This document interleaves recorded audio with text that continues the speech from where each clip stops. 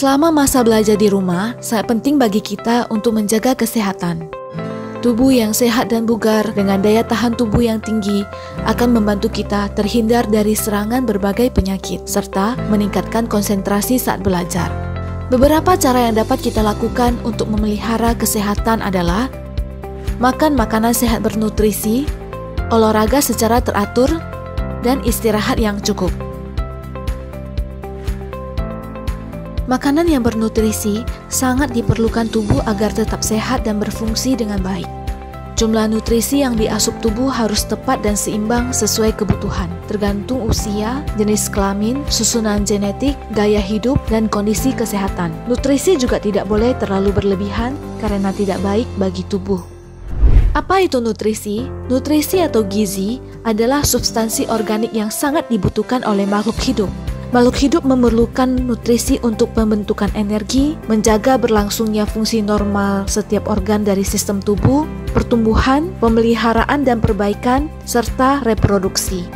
Terdapat 6 jenis nutrisi yang dibutuhkan tubuh. Yang pertama, karbohidrat, meliputi gula, zat pati, dan serat. Karbohidrat merupakan nutrisi yang menghasilkan energi. Yang kedua, lemak, meliputi trigliserida, asam lemak, fosfolipid, dan sterol. Lemak juga merupakan nutrisi yang menghasilkan energi. Yang ketiga, protein dan asam amino yang dibutuhkan tubuh untuk pertumbuhan, pemeliharaan dan perbaikan struktur tubuh. Yang keempat, air yang dibutuhkan tubuh untuk mengangkut nutrisi, oksigen, produk limbah, dan zat penting lainnya.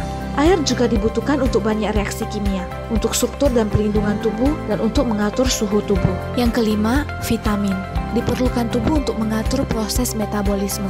Vitamin yang larut dalam lemak adalah vitamin A, D, E, dan K. Sedangkan vitamin yang larut dalam air adalah vitamin C, B6, B12, tiamin, riboflavin, folat, niacin, asam pantotenat, dan biotin. Vitamin tidak menyediakan energi, tetapi tubuh membutuhkan vitamin untuk mengatur berbagai reaksi kimia, misalnya mengekstrak energi dari gula, asam lemak, dan asam amino. Beberapa vitamin adalah antioksidan yang melindungi tubuh dari senyawa oksigen reaktif seperti radikal bebas. Ada juga vitamin yang berperan dalam pertumbuhan dan perkembangan jaringan, kesehatan tulang, dan pembentukan bekuan darah. Yang keenam, mineral yang diperlukan untuk mengatur reaksi kimia yang melindungi sel dari kerusakan oksidatif. Mineral juga dibutuhkan dalam proses pembentukan dan pemeliharaan tulang, transportasi oksigen, dan fungsi kekebalan tubuh. Beberapa mineral dibutuhkan dalam jumlah yang signifikan, seperti natrium, kalium, klorida, kalsium, fosfor, magnesium, dan belerang. Dan beberapa mineral yang diperlukan dalam jumlah kecil, seperti zat besi, tembaga, seng, mangan, selenium, yodium, fluorida, kromium, dan molibdenum. Keenam jenis nutrisi tersebut dapat kita peroleh dari berbagai kelompok makanan yang ada di sekitar kita, seperti biji-bijian, kacang-kacangan, sayur-sayuran, buah-buahan, daging-dagingan, dan susu. Sangat disarankan agar kita mengkonsumsi berbagai macam makanan tersebut setiap hari karena kandungan nutrisinya sangat bervariasi dari satu ke yang lainnya. Makanan di sekitar kita yang dapat kita konsumsi agar kebutuhan nutrisi kita sehari-hari terpenuhi seperti sumber utama karbohidrat. Makanan tinggi karbohidrat dapat kita temukan pada nasi putih atau nasi merah. Selain karbohidrat, nasi mengandung vitamin B1, B2, B3, B6, protein, zat besi, fosfor, selenium, mangan, dan magnesium. Jagung. Selain berkarbohidrat dan serat, jagung mengandung protein, vitamin A, vitamin C, vitamin B, dan folat. Minyak jagung mengandung vitamin E dan fitosterol yang dipercaya memberi pengaruh baik pada kadar kolesterol di tubuh. Jagung juga mengandung mineral seperti mangan, kalsium, zat besi, kalium, fosfor, magnesium, seng, dan tembaga. Sumber utama protein. Makanan tinggi protein dapat kita temukan pada daging unggas seperti ayam dan bebek. Selain sumber protein yang tinggi, daging unggas adalah sumber fosfor, seng, dan niacin yang sangat baik untuk mengurangi asupan lemak. Telur. Selain tinggi protein, telur mengandung vitamin dan mineral berkualitas tinggi, termasuk vitamin A, D, E, B5 dan B12, asam folat, fosfor, zat besi, yodium, selenium dan riboflavin atau vitamin B2. Daging merah. Selain sumber protein, daging merah merupakan sumber mineral penting, termasuk zat besi, fosfor, seng, dan tembaga, serta vitamin termasuk vitamin B dan A. Ikan kaya akan protein, namun rendah lemak serta kalori. Ikan tertentu seperti tuna, salmon, makarel mengandung omega-3 yang sangat baik dalam mengurangi pembekuan darah, menurunkan kadar kolesterol darah, dan meminimalkan penyakit jantung. Ikan salmon kalengan, sarden dan herring dengan tulang lunaknya yang sebagian besar dapat dimakan juga merupakan sumber kalsium yang baik. Ikan yang tinggal di air asin mengandung iodin. Ikan juga mengandung vitamin B, zat besi, kalium, magnesium, dan fosfor. Kacang-kacangan seperti kacang kedelai, kacang tanah, kacang merah, dan kacang hijau merupakan makanan yang kaya akan protein, asam folat, kalium, zat besi, magnesium, dan fitochemical, serta rendah lemak dan tinggi serat. Biji-bijian seperti wijen dan biji bunga matahari juga kaya akan protein dan lemak. Susu dan produk olahannya merupakan makanan yang kaya akan protein, vitamin B, dan sebagian besar mineral yang dianggap penting dalam makanan, termasuk kalsium, magnesium, fosfor, seng, yodium, dan selenium. Susu sendiri merupakan sumber karbohidrat yang baik, namun produk olahan susu seperti keju, yogurt, es krim, mentega, dan margarin mengandung sodium dan lemak. Buah-buahan. Buah adalah sumber serat, vitamin C, beberapa vitamin B, vitamin A, antioksidan, dan fitonutrien lainnya yang berharga bagi tubuh kita. Apel, pisang, pepaya, nanas, pir, sukun, durian, longan, leci, melon, semangka, mangga, jambu biji, belimbing, nangka, kesemek, kiwi, jeruk, lemon, jeruk nipis, dan aneka beri merupakan buah yang kaya akan vitamin C dan serat.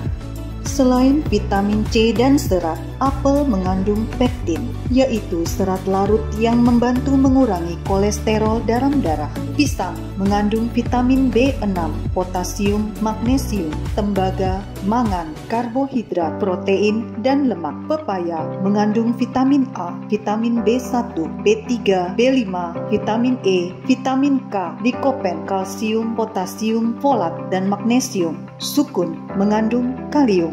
Melon mengandung potasium. Semangka merupakan sumber likopen, yaitu antioksidan yang dapat membantu melindungi terhadap kanker. Mangga, jambu biji, belimbing, nangka, dan kesemek merupakan sumber vitamin A. Sebagian besar vitamin C pada jambu biji terdapat pada kulit buahnya.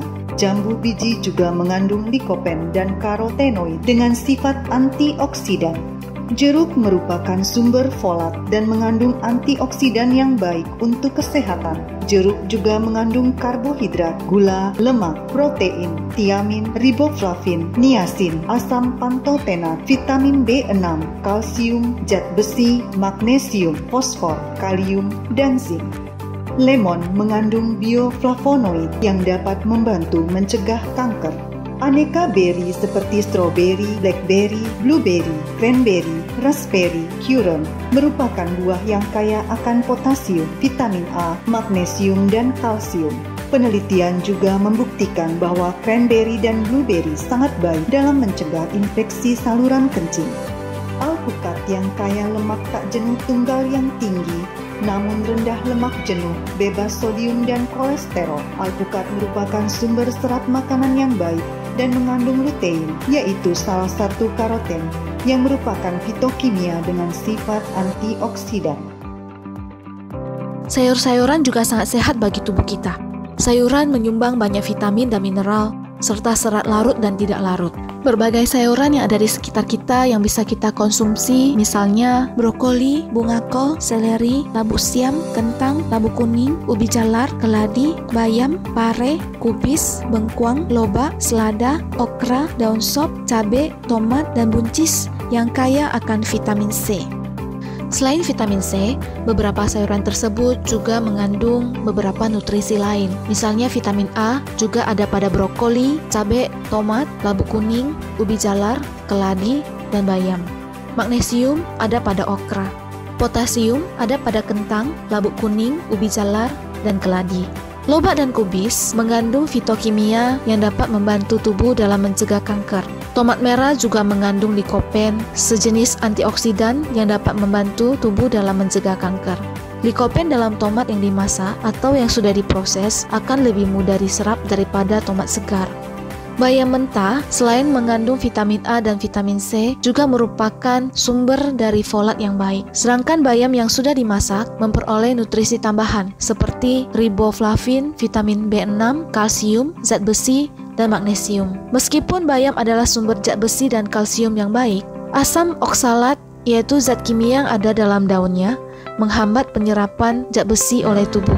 Oleh karena itu, penyerapan zat besi dapat ditingkatkan dengan mengkonsumsi bayam bersama dengan buah atau sayur yang mengandung vitamin C. Wortel merupakan sumber vitamin A dan serat yang baik. Wortel juga mengandung fitokimia yang dapat mencegah kanker dan penyakit jantung. Bawang putih dan bawang merah mengandung antioksidan yang sangat baik bagi kesehatan dan meningkatkan kekebalan tubuh. Jamur yang dimasak adalah sumber niacin dan riboflavin yang baik. Lemak adalah nutrisi penting. Tubuh kita membutuhkan sejumlah kecil asam lemak untuk membangun membran sel dan untuk mendukung fungsi yang menopang kehidupan. Kita dapat memperoleh lemak dari hewan maupun tumbuhan. Lemak hewani diperoleh dari daging hewan yang kita konsumsi, dari mentega, margarin, atau susu. Sedangkan lemak nabati dapat kita peroleh dari buah alpukat, santan, minyak kelapa, minyak zaitun, minyak jagung, minyak kanola, minyak dari berbagai jenis biji-bijian seperti minyak wijen dan minyak biji bunga matahari, minyak dari berbagai jenis kacang-kacangan seperti minyak almond, dan lainnya. Olahraga secara teratur. Olahraga teratur dan tepat dapat meningkatkan kebugaran dan daya tahan tubuh. Berbagai olahraga yang ringan, mudah, dan menyenangkan dapat menjadi pilihan karena dapat dilakukan di dalam atau di halaman sekitar rumah. Misalnya senam, yoga, berbagai olahraga kardio seperti lompat tali, jogging, naik turun tangga, squat plank, dan lainnya. Peregangan juga sangat penting untuk meningkatkan dan mempertahankan fleksibilitas tubuh. Istirahat yang cukup. Tidur yang cukup sangat penting untuk memberi tubuh kita waktu dalam memperbarui kesehatan mental dan fisik. Jumlah jam tidur yang ideal berdasarkan usia. Semoga tayangan ini dapat membuka wawasan kita tentang pentingnya memelihara kesehatan selama belajar di rumah, sehingga kita semua dapat meningkatkan imunitas tubuh kita masing-masing dan terhindar dari penyakit serta semakin bersemangat dalam belajar dan bekerja. Saat belajar di rumah, pastikan untuk melakukan hal berikut. Bangun pagi, berjemur di pagi hari, dan lakukan olahraga teratur. Konsumsi makanan sehat dan bernutrisi. Duduklah dalam posisi yang benar dan nyaman saat belajar. Istirahat yang cukup, serta disiplin dalam menerapkan protokol kesehatan dan keselamatan.